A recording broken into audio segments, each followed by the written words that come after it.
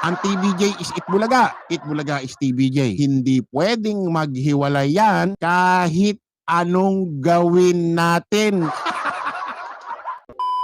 Okay mga kababayan, isang maganda at mapagpalang araw ho sa ating lahat ngayong araw ho ng Sabado. Ika-16 na ho ng Disyembre taong kasalukuyan po mga kababayan, mga kaligit na barkads. Panibago live, panibago reaction, opinion, analyze naman po matutunghayan nyo dito sa ating YouTube channel. Walang iba ko po ang inyong lingkod host, Chris Ulong. Kung mga bagong pasok pa lang ho dito sa ating munting programa, welcome na welcome ho kayo kay Chris Ulong ha. At sa mga kababayan ho nating OFW dyan saan man panig ho kayo ng mundo nakikinood ngayon, isang magandang umaga, magandang hapon, magandang gabi sa inyo po lahat mga kababayan. Okay mga kababayan, mga ka-legit Dabbercads, pag-usapin ho natin itong GMA7 at itong Tape Incorporated. Siyempre isama na natin dyan ho yung totoong Itbulaga siyempre. Pag-usapan ho natin itong GMA7 na kung saan mukhang nananawa na rin ho yata sa mga issue rito ng Tape Incorporated at dyan sa kanilang programa na unknown program. Diyan sa kanilang programa, unknown program dyan sa GMA7 na Kapuso na Walang Tibok. Kasi mga kababayan, ito nakakapagtaka. May kumakalat hong isang post ho ng GMA Network. No? Ayan, makikita nyo ho dyan sa screen. Ito hindi ho natin alam kung sure ho talaga ito ha. Pero nakakapagtaka rito kasi may blue check siya eh. Oh. Kapag may blue check ho kasi yung kanilang FB page, kahit dyan, yung mga FB page, ibig sabihin legit talaga ito. Tulad sa ABS-CBN, TV5. Ibig sabihin mga kababayan, mga ka-legit Dabbercads, legit ito. Pero di pa rin natin sure ha. Pero ito mga kababayan, basahin ho natin itong kumakalat ho na post na ito. Na kung saan parang itong GMA Network, pinagmamadali na itong Tape Incorporated na magpalit ng pangalan ng kanilang programa. Siguro nananawa na rin nga itong GMA7 kasi nga sa totoo lang, nadadamay sila sa issue. At marami hong napapabali-balita na usap-usapan ho rito sa social media na itong TBJ, Itbulaga, itong talagang branded, totoong Itbulaga, nung umalis ho dyan sa GMA7 na Kapuso na Walang Tibok, nabawasan ho ang kanilang mga viewers, mga manonood, mga bali-balita na pati yung kanilang mga advertisement nabawasan, sumunod na yata doon sa Tito Vic and Joey. Pati ho yata yung kanilang sales, no, bumaba na parang spaghetti pababa. Get out. Ito basahin natin mga kababayan. Sabi rito sa post ano kaya ang magiging pangalan ng noontime show ng Tape Incorporated kung sakali? Question mark. Sa isang press conference, sinagot ni Attorney Maggie Garduque na handa na ang Tape Incorporated sakaling hindi na sila panigan ng kanilang apila sa paggamit ng pangalang Itbulaga. Aniya, I am very confident with our creatives that they can come up with a very good idea kung ano man ang ipapalit sa pangalan ng Itbulaga. Kumbaga confident daw itong si Attorney Maggie Garduque na kapag talagang hindi na nila ginagamit yung word or yung trademark na Itbulaga, merong ipapalit dito raw na magagandang pangalan.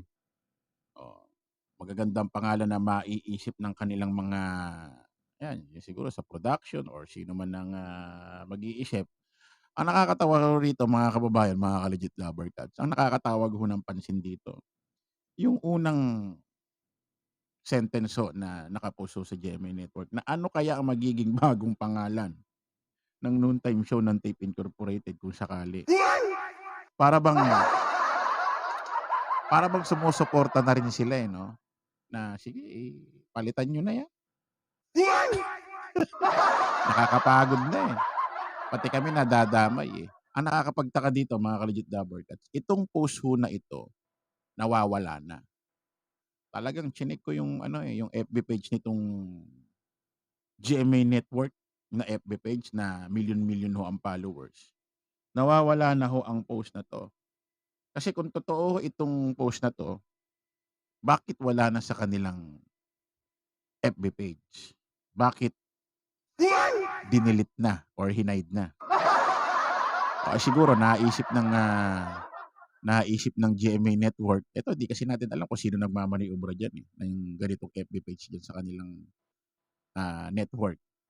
Siguro na-realize nila na yung ganitong post parang magke-create pa lalo ng issue na parang ang dating, eh, parang nape-pressure at pumapayag na rin ang GMA Network na talagang magpalit na.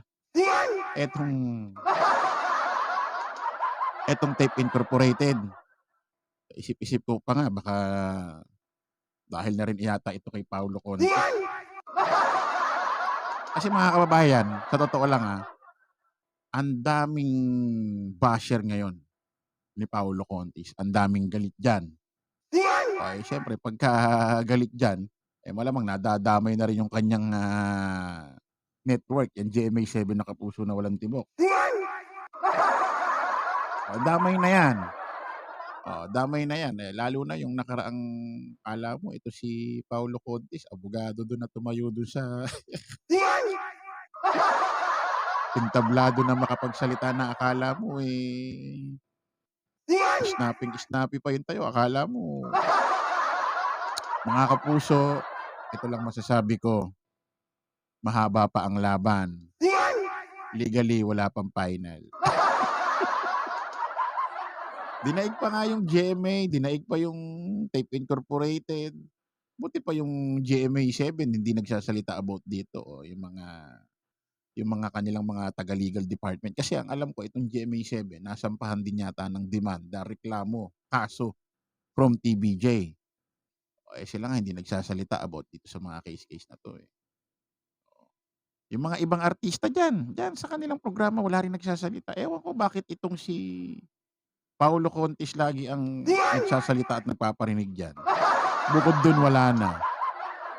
Sabi ko nga siguro hindi kaya pinambabala ito. Sige patira mo diyan kay Paulo. Para siyang babash hindi tayo. Ito mga kababayan, itong post na 'to nawawala na ho sa FB page ho ng GMA Network. Ako hindi ko sure kung ano 'to, as in legit, pero kung makikita niyo diyan sa screen niya, tignan niyo may blue check.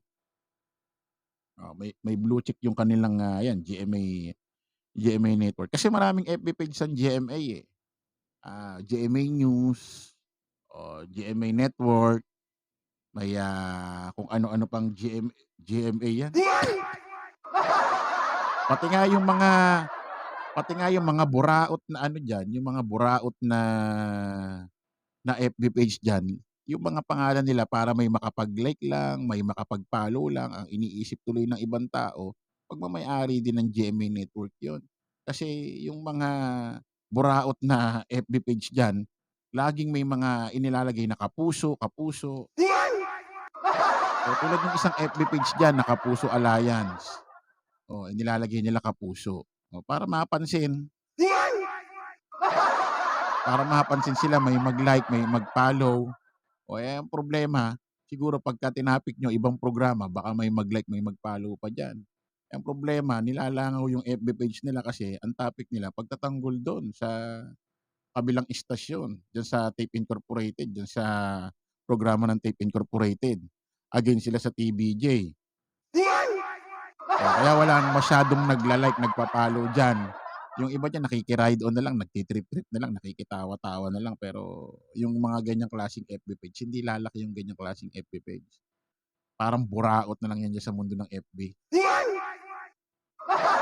Ito mga kababayan, kung kayo ho ang tatanungin, sabi naman ni Attorney Maggie Garduque rito sa kanyang dito sa post ng GMA Network, I'm very confident with our creatives, yung mga nagki-create daw ng diyan sa ano, na maganda ang ipapangalan nila do'n sa programa nila kung sakaling din na nila gagamitin yung ano, yung, trademark na Itbulaga.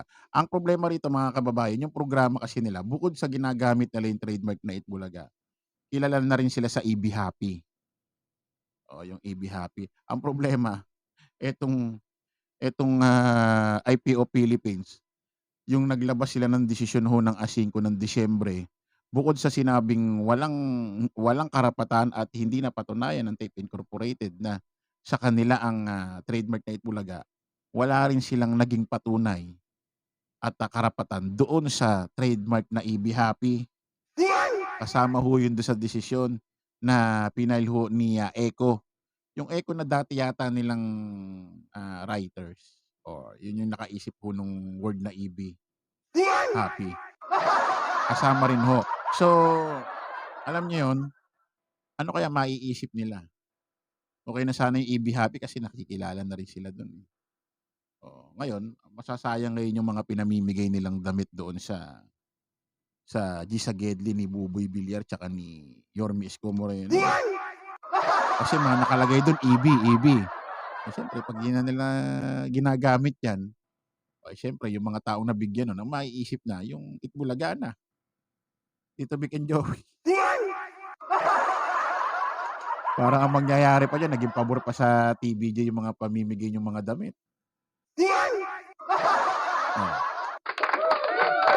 Ito mga kababayan ano masasabi nyo? Ano kaya ang magandang title ng kanilang programa kapag hindi na nila ginagamit yung trademark na Itbulaga? Paki-comment ho dyan sa comment section. Kung ano ho yung magandang pangalan ng kanilang programa. Ano yung mga pwede at possible na babagay sa kanilang programa. At babasahin po natin yan ni Chris Ulo. Maraming salamat po mga kababayan. Paalam po pansamantala ang inyong lingkod, host Chris Ulo. Kita-kita po ulit tayo sa panibago kong live, panibagong vlog. Bye-bye! Masaya lahat kasama.